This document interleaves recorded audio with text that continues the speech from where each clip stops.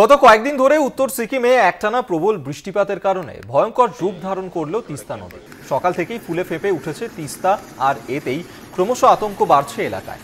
অন্যদিকে তিস্তা নদীর জলস্তর বেড়ে যাওয়ায় প্লাবিত হয়েছে তিস্তা বাজার, মল্লি, রম্বি, গেইলখোলা, ২৯ মাইল সহ বিভিন্ন এলাকা। স্থানীয় এলাকাবাসীরা বাড়িঘর ছেড়ে নিরাপদ স্থানে আশ্রয় নিতে শুরু করেছেন।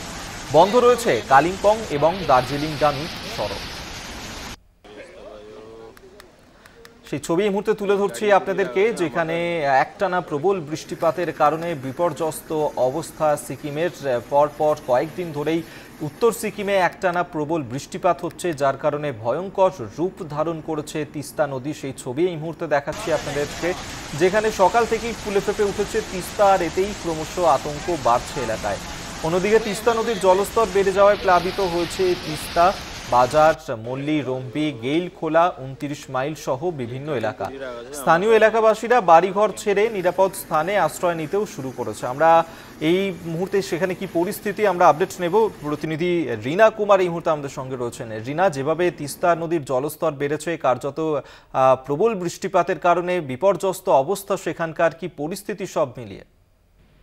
একেবারে অভিক, দেখো ফের একবার ভয়ঙ্কর রূপ ধারণ করতে শুরু করেছে তিস্তা নদী। কারণ বিগত প্রায় কয়েকদিন ধরেই কিন্তু লাগাতার মুষলধারে বৃষ্টি হয়ে চলেছে সিকিম জুড়ে। তার ফলে কিন্তু তিস্তার যে জল তা কিন্তু ফের একবার ফুলে ফেঁপে উঠতে শুরু করেছে, এবং এই নিয়ে কিন্তু আতঙ্কিত সেখানে যে তিস্তা এলাকার যে বাসিন্দারা রয়েছেন তারাও।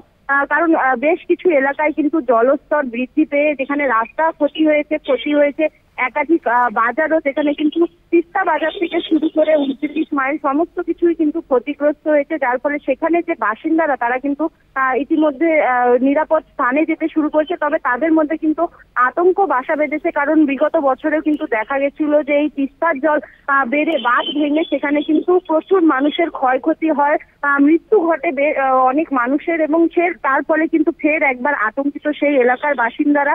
তারা কিন্তু ফের চিন্তিত হয়ে উঠেছেন তাদের বাড়িঘর আবার যেন সেরকম পরিস্থিতি তাদের সাথে না হয়। সেই ঘটনার ফলে কিন্তু এই মুহূর্তে যে সেখানে যে বাসিন্দারা তারা কিন্তু একে একে নিরাপদ স্থানে যেতে শুরু করেছে। অভিক, বেশ, আপাতত ধন্যবাদ তোমায়। রিনা কুমার আমাদের সঙ্গে টেলিফোনে ছিলেন প্রতিনিধি, এবং আপনাদের সামনে সেই ছবি এই মুহূর্তে তুলে ধরছি, যেভাবে লাগাতার বৃষ্টির কারণে বিপর্যস্ত অবস্থা সিকিমে। তিস্তা নদীর জলস্তরও বেড়েছে, এবং যার কারণে জলমগ্ন একাধিক এলাকা নিরাপদ স্থানে আশ্রয় নিতে শুরু করেছেন সেখানকার মানুষ।